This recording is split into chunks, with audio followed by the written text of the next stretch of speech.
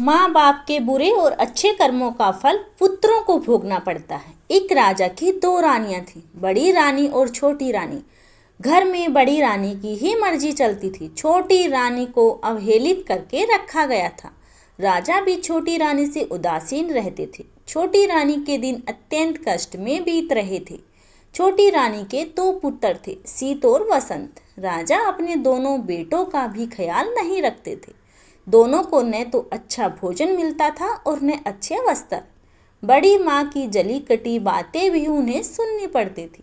छोटी रानी सब देखती वह सहती थी, पर बड़ी रानी को इसमें भी संतोष न था। वह हमेशा छोटी रानी को नीचा दिखाने की चेष्टा करती रहती। एक दिन दोनों रानियां नदी में स्नान करने गई। बड़ी रानी ने छोटी रानी को अत्यंत प्यार से कहा, आओ तुम्हारे माथे में साबुन लगा दूं। साबुन लगाते लगाते उसने चुपके से एक दवा की टिकिया उसके माथे पर घिस दी। दुखियारी छोटी रानी देखते ही देखते एक तोता बनकर टी टी करती हुई उड़ गई। घर आकर बड़ी रानी ने कहा, छोटी रानी तो नदी में डूब गई। राजा ने सहज ही विश्वास कर लिया, मानो राजभवन की लक्ष्मी चली गई हो। राजभवन में अंधकार फैल गया। छोटी रानी के दोनों पुत्रों शीत और वसंत के दुख की कोई सीमा न रही। उधर तोता बनी छोटी रानी उड़ती उड़ती एक राजा के राजभवन में जा बैठी। राजा ने कहा, सोने का तोता। तो राजा की बसंत लता नामक एक सुंदर बेटी थी। वह बोली, पिताजी मैं उस सोने के तोते को लूंगी। राजा के आदेश से उस तोते को पकड़ लिया गया और एक पिंजरे में बंद कर दिया गया। दिन बीतने लगे। उधर बड़ी रानी के 3 पुत्र हुए, लेकिन यह क्या, सभी पुत्र अत्यंत दुबले पतले, हड्डियों का ढांचा मात्र। ऐसा लगता था मानो फूंक देने से वे उड़ जाएंगे। बड़ी रानी का तो रो रो कर बुरा हाल। वह बड़े जतन के साथ अपने पुत्रों का पालन करती, खूब पुआ पकवान मांस मछली खिलाती, लेकिन वे मोटे नहीं हो पा रहे थे। संटी की तरह वे ही दुबले पतले थे। दूसरी ओर बड़ी रानी शीत वसंत को ठीक से खाना भी नहीं देती थी, फिर भी वे मोटे ताजे थे। यह देखकर वह और कुट जाती। एक दिन जब शीत और वसंत पाठशाला से पढ़कर लौटे तो देखा कि उनकी बड़ी माँ रंचंडी बनी हुई है। उसने उन्हें देखते ही गालियों की बौछार शुरू कर दी। गला फाड़ फाड़ कर रोने लगी, उन्हें मारने लगी, सामानों को फेंकना शुरू कर दिया। जब राजा को इस बात की सूचना मिली तो वे दौड़े दौड़े आए और उससे पूछा, तुम्हें क्या हो गया है? रानी गुस्से से थर थर कांपती हुई बोली, मेरी सौत के ये दोनों पुत्र जब देखो मुझे उल्टा सीधा कहते हैं, गालियां देते हैं। जब तक इनके खून से मैं स्नान न कर लूं, मेरा कलेजा ठंडा नहीं होगा। राजा ने कहा, ऐसा ही होगा। फिर उन्होंने जल्लाद को बुलवाया और आदेश दिया, इन दोनों भाइयों को मारकर इनका खून लाकर बड़ी रानी को दो। शीत वसंत का तो रो रो कर बुरा हाल, पर जल्लाद को तो राजा के आदेश का पालन करना था, सो उनके हाथ पैरों को रस्सियों से बांधकर बलि देने के लिए वह ले जाने लगा। शीत वसंत के चित्कार को सुनने वाला वहां कोई नहीं था। जल्लाद शीत और वसंत को एक जंगल में ले गया। वहां उनके वस्त्र उसने उतरवा लिए और पेड़ की छाल उन्हें पहना दिया। शीत बोला, भाई हमारे भाग्य में यही था। जल्लाद ने उनके हाथ पैर खोल दिए और डबडबाई आंखों से कहा, राजा की आज्ञा है।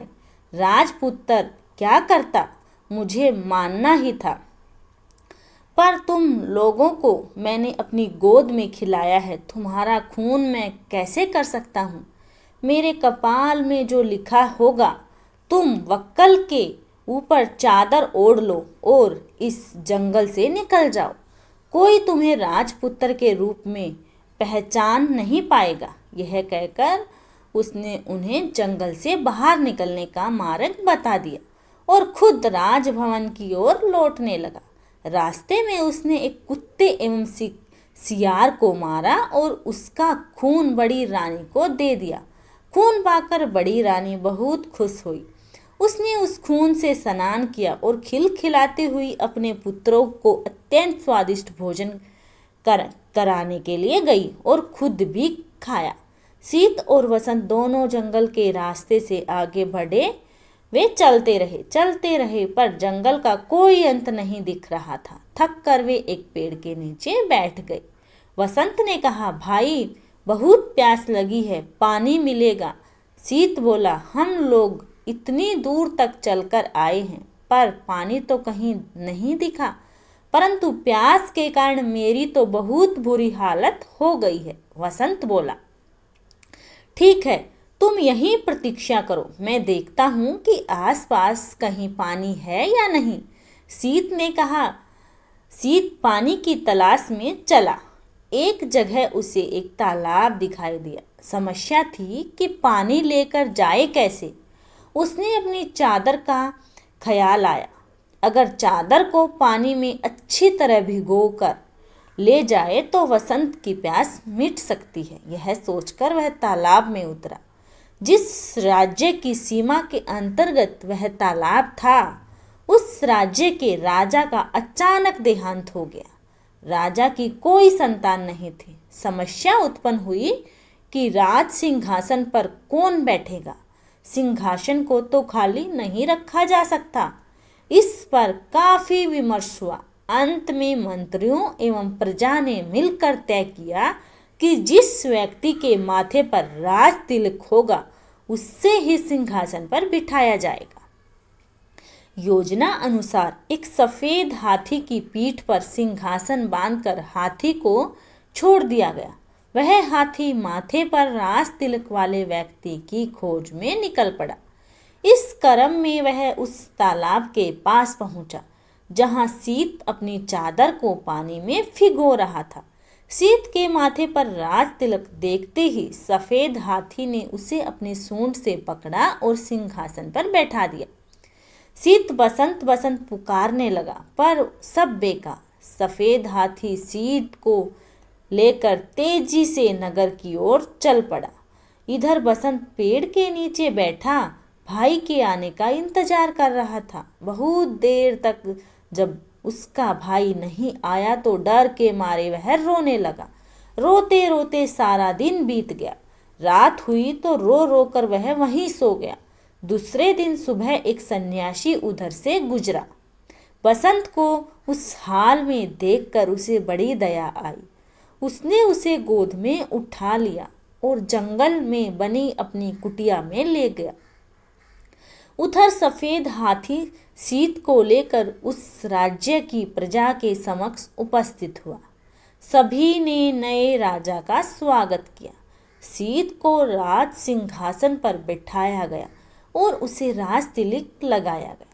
शीत को कुछ समझ में नहीं आ रहा था कि हो क्या रहा है। उसे रह रहकर अपने भाई बसंत की याद आ रही थी। समय बीतने लगा। शीत ने परिस्थिति से समझौता कर लिया। वह कुशलतापूर्वक राजकाज संभालने लगा। अब उसे किसी भी चीज का अभाव नहीं था। उधर बसंत जंगल में सन्यासी की कुटिया में अपने दिन बिता रहा था। वह रोज हवन के लिए जंगल से लकड़ियां चुनकर लाता, पूजा के लिए फूल तोड़कर लाता और जंगल के कंदमूल खाकर अपना पेट भरता था। कभी कभी वह सन्यासी के पास बैठकर शास्त्रों एवं वेदों का ज्ञान भी प्राप्त करता। शीत और वसंत के पिता पर दैवीय आपदा आई। उनका सारा राज्य नष्ट हो गया। राजा सब कुछ छोड़ छाड़ कर अज्ञातवास को चले गए। बड़ी रानी की दशा भी अत्यंत दयनीय हो गई। भिक्षा मांगकर जीवन निर्वाह करने की नौबत आ गई। परंतु उसके फटे छितड़े गंदे कपड़ों को देखकर लोग भी उसे दुत्कार देते। एक दिन दुखी होकर बड़ी रानी अपने तीनों पुत्रों के साथ समुद्र के किनारे खड़ी थी। अचानक समुद्र की लहरों में तीनों पुत्र बह गए। रानी ने अपने पुत्रों को बचाने की बहुत कोशिश की पर सब बेकार। दुखी होकर वह भी समुद्र में कूद पड़ी। उधर राजा की बेटी बसंत लता अब बड़ी हो गई थी। अपनी रूपवती कन्या के लिए राजा योग्य वर की तलाश कर रहे थे, पर वैसा वर उन्हें मिल नहीं रहा था। तब रानी से परामर्श कर उन्होंने स्वयंवर का आयोजन किया। स्वयंवर सभा में अनेकों राज्यों के राजा उपस्थित हुए। राजा ने घोषणा की कि सारे राजपुत्र अपने आसन पर बैठेंगे और बसंत लता हाथ में माला लेकर सभी के सामने से गुजरेगी। जो राजकुमार उसे पसंद आएगा उसी के गले में वह वरमाला डालेगी। इधर बसंत लता ने स्वयंवर के लिए श्रृंगार करना आरंभ किया। बालों का जूड़ा बनाया, आंखों में काजल लगाया, पाँव में आलता लगाया। फिर तोता बनी रानी से पूछा, और मुझे क्या चाहिए? तोते ने कहा, मैं अगर तुम्हारी जगह होती तो पाँव में सोने की पायल पहनती। इससे रंझुन की बहुत मधुर आवाज आती है। बसंत लता ने सोने की पायल पहन ली। फिर पूछा, बोलो और क्या चाहिए मुझे? तो तोते ने कहा, अगर मैं तुम्हारी जगह होती तो सोने की जरी वाली साड़ी पहनती। तोते की बात सुन बसंत लता ने सोने की जरी वाली साड़ी पहनी। फिर तोते ने कहा, अब तुम हीरे का हार पहन लो, बहुत सुंदर लगोगी।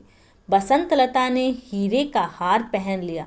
फिर पूछा, अब तोते ने कहा, नाक में मोती की लौंग, कानों में जड़ाऊ कर्णफूल और मांग में हीरे का टीका पहनने से ही नारी का श्रृंगार पूरा होता है। बसंत लता ने सारी चीजें पहन ली। तब तोते ने कहा, अब सब तो हुआ, पर गजमुक्ता ने न होने से श्रृंगार तो पूरा होगा ही नहीं। तुम्हारे पास तो गजमुक्ता है ही नहीं। अगर स्वयंवर में आए हुए राजकुमारों में से कोई गजमुक्ता ला दे तो समझना वही तुम्हारे योग्य वर है। यह सुनकर बसंत लता ने सारे 7 श्रृंगार उतार दिए और घोषणा करवा दी कि जो राजकुमार उसके लिए गजमुक्ता लाएगा उसी से वह विवाह करेगी। घोषणा सुनते ही सारे राजकुमार गजमुक्ता की खोज में निकल पड़े। राजकुमारे ने सुना था कि सभी हाथियों में गजमुक्ता नहीं होती है। समुंदर किनारे गए जाने वाले किसी किसी हाथी में ही गजमुक्ता होती है। अतः सारे राजकुमार समुंदर की ओर चल पड़े। समुंदर के किनारे पहुंचने से पहले ही हाथियों के एक झुंड ने उन पर धावा बोल दिया, जिस कारण अनेक राजपुत्रों के हाथ पैर टूट गए, अनेक घायल हो गए और इस तरह सब हताश निराश होकर वापस लौट गए। कुछ ही दिनों बाद यह समाचार सीत राजा के कानों तक पहुंचा। उस राजपुत्रों की दुर्दशा पर दया आई और बसंत लता के आचरण पर अत्यंत क्रोध आया। उसने निश्चय किया कि वह बसंत लता के अहंकार को चूर चूर कर देगा। उसने बसंत लता के पिता के राज्य पर आक्रमण कर दिया। बसंत लता के पिता की प्रजा हुई। सीत राजा ने बसंत लता को बंदी बना लिया। उधर बसंत सन्यासी की कुटिया में दिन बिता रहा था। सारा दिन इधर उधर घूमता रहता। उसकी कुटिया के पास एक विशाल बरगद का पेड़ था। उसमें एक गुल और एक बुलबुल रहती थी। एक दिन दुखी होकर बसंत उसी पेड़ के नीचे बैठा था। तब उसने उस गुलगुल और बुलबुल को बातचीत करते हुए सुना। गुल ने स्वयंवर की सारी घटनाएं बुलबुल को सुनाई। फिर बोला, कौन जानता है कि इसका क्या परिणाम होगा? तो बुलबुल ने कहा, अक्षीर सागर के किनारे एक दूध पहाड़ है। दूध पहाड़ से अक्षीर सागर में दूध गिरता है। उस अक्षीर सागर में एक स्वर्ण कमल खिला हुआ है। उस स्वर्ण कमल में एक हाथी रहता है। उसी के सिर में गजमुक्ता है। गुल ने पूछा, लेकिन वहां पहुंचेगा कौन? बुलबुल ने कहा, कोई साहसी राजपुत्र ही वहां पहुंच पाएगा। सारी बातें सुनने के बाद बसंत ने उनसे पूछा, मैं गजमुक्ता लेने जाऊंगा। इस कार्य में तुम दोनों मेरी कुछ सहायता करोगे? जरूर, परंतु तुम पहले सन्यासी के पास जाकर उसका त्रिशूल ले आओ। फिर सेमल के पेड़ के पास जाकर राजपुत्र के वस्त्र मांगो, सारी चीजों की प्राप्ति तुम्हें हो जाएगी। गुल और बुलबुल ने उससे कहा। बसंत ने सन्यासी से त्रिशूल लिया और सेमल के पेड़ से राजवस्त्र प्राप्त किए और उन्हें पहनकर समुद्र की ओर चल पड़ा। अक्षीर सागर पहुंचकर उसने देखा कि स्वर्ण कमल के बीच दूध की तरह सफेद एक हाथी के सिर पर गजमुक्ता है। गजमुक्ता की रोशनी से चारों ओर उजाला फैला हुआ है। बसंत उस सफेद हाथी की पीठ पर कूदा। जैसे ही उसने सफेद हाथी के सिर पर त्रिशूल को रखा, वैसे ही सागर, स्वर्ण कमल, सफेद हाथी सब गायब हो गए। वहां केवल एक कमल का फूल खिला हुआ था और उसके अंदर गजमुक्ता की माला थी। मनुष्य की आवाज में कमल के फूल ने पूछा, निश्चय ही तुम राजपुत्र हो, कौन सा राज्य है तुम्हारा? बसंत ने कहा, मैं राजपुत्र नहीं हूँ, एक सन्यासी के साथ जंगल में रहता हूँ। और ठीक है, तुम गजमुक्ता को अपने सिर पर और मुझे अपने हृदय में रखो। वसंतलता के साथ तुम्हारा ही विवाह होगा और तुम्हारा जीवन सुख से बीतेगा। तब वसंत अक्षीर सागर के बालू पर चलता हुआ वापस लौटने लगा। तभी उसे कुछ आवाजें सुनाई पड़ी। हम लोगों को भी साथ ले चलो भाई। वह भौचक्का होकर चारों ओर देखने लगा। उसे आसपास कोई भी नहीं दिखा। वह आगे बढ़ा तो फिर वैसी ही आवाजें आई। उसने गौर से बालू को देखा तो उसमें लगा कि उसके पैरों के पास बालू के अंदर से आवाजें आ रही हैं। उसने त्रिशूल से वहां का बालू हटाया तो देखा कि वहां 3 सोने की मछलियां थी। वह उन्हें अपने साथ लेकर चल पड़ा। इधर सीत राजा शिकार खेलने निकला था। एक दिन सारा दिन भटकने के बाद भी उसके हाथ एक भी शिकार नहीं लगा। थक कर वह एक पेड़ के नीचे बैठ गया। अचानक उसे याद आया कि वह अपने भाई बसंत को इसी पेड़ के नीचे छोड़कर पानी लाने गया था और फिर एक हाथी उसे एक राज्य में ले गया था। फिर वह कभी इस जगह लौटकर नहीं आ सका। बसंत का क्या हुआ? वह कहाँ गया होगा? क्या वह जीवित होगा? यह सोचकर वह रो पड़ा। अपने राजभवन में लौटने के बाद भी वह केवल बसंत के बारे में ही सोचता रहा। बसंत गजमुक्ता लेकर बसंतलता के राज्य में गया तो वहां उसे पता चला कि सीत राजा बसंतलता को बंदी बनाकर अपने राज्य में ले गया है। बसंत सीधा सीत राजा के राजभवन में पहुंचा। राजा के अंगरक्षकों को 3 सोने की मछलियां देकर कहा, अपने राजा से कहो कि बसंतलता को छोड़ दे। लेकिन सीत राजा तो अपने भाई के शौक में डूबा अपने कमरे का दरवाजा बंद कर अंदर बैठा हुआ था। राजा की आज्ञा की प्रतीक्षा में बसंत 7 दिनों तक हाथ में त्रिशूल लिए, सिर पर गजमुक्ता रखे राजमहल के सामने बैठा रहा। 8वें दिन सीत राजा थोड़े सामान्य हुए तो दासियां सोने की मछलियों को काटने बैठी। लेकिन आश्चर्य, मछली बोल उठी, हमें न काटो, हम राजा के भाई हैं। अंगरक्षकों ने जब सीत राजा को बसंत की बात बताई तो वे स्वयं राजभवन से बाहर आए। वहां अपने भाई बसंत को देखा तो दौड़कर उसे अपने गले लगा दिया। तभी वे दासियां उन बोलने वाली सोने की मछलियों को लेकर राजा के पास पहुंची। लेकिन आश्चर्य, सीत राजा के हाथ लगते ही तीनों मछलियां 3 मनुष्यों में बदल गई। उन्हें देखते ही वे पहचान गए कि ये बड़ी रानी के पुत्र हैं, सीत बसंत के सौतेले भाई। सीत बसंत ने बड़ी रानी और राजा के दुर्भाग्य की सारी बातें उनसे सुनी। उनकी आंखों से आंसू बहने लगे। 5 भाई आनंद पूर्वक राजभवन में रहने लगे। सीत राजा अपने भाई बसंत के विवाह की तैयारियां करने लगा। उसने बसंतलता के पिता के पास समाचार भेजा कि उन्हें मुक्त किया जा रहा है। पिंजरे के तोते ने बसंतलता को खुशखबरी दी, गजमुक्ता लेकर राजपुत्र आ गया है। बसंतलता बोली, जानती हूँ।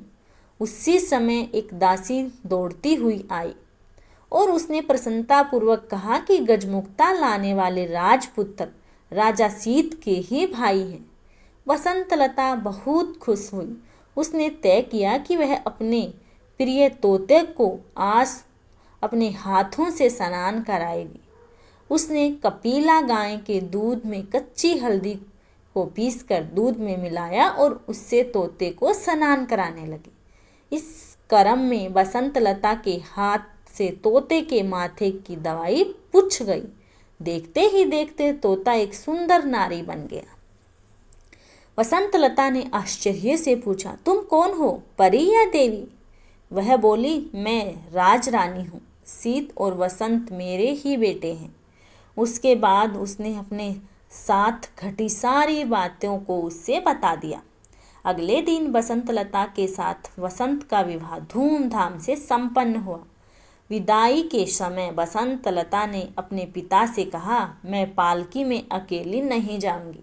पिता ने पूछा, यह क्या बात हुई? तो बसंतलता बोली, मैंने प्रण लिया है कि सुबह प्रार्थना के समय अकेली रहूंगी। पिता बोले, ठीक है, जैसा तुम चाहती हो वैसा ही होगा। सभी से विदा लेकर बसंतलता सुंदर पालकी में बैठ गई। उसने चुपके से छोटी रानी को अपनी पालकी में बैठा लिया। बसंत भी अपनी पालकी में बैठ गया। सीत राजा के महल के पास जब पालकी रुकी तब उससे बसंतलता के अलावा एक अपूर्व सुंदर नारी भी उतरी। सब उससे आश्चर्यचकित होकर देख रहे थे। उसने पालकी से उतरते ही पूछा, कहाँ है मेरे सीत बसंत? मेरे पास आओ। माँ की पुकार सुनकर सीत और बसंत दौड़े कर आए, उससे लिपट गए। बड़ी रानी के तीनों पुत्र भी दौड़कर वहां पहुंच गए। इस सुखद समाचार को सुनकर थोड़े दिनों बाद राजा भी लौट आए। इस प्रकार छोटी रानी के दुखों का अंत हुआ और सभी के दिन सुखपूर्वक बीतने लगे। धन्यवाद दोस्तों।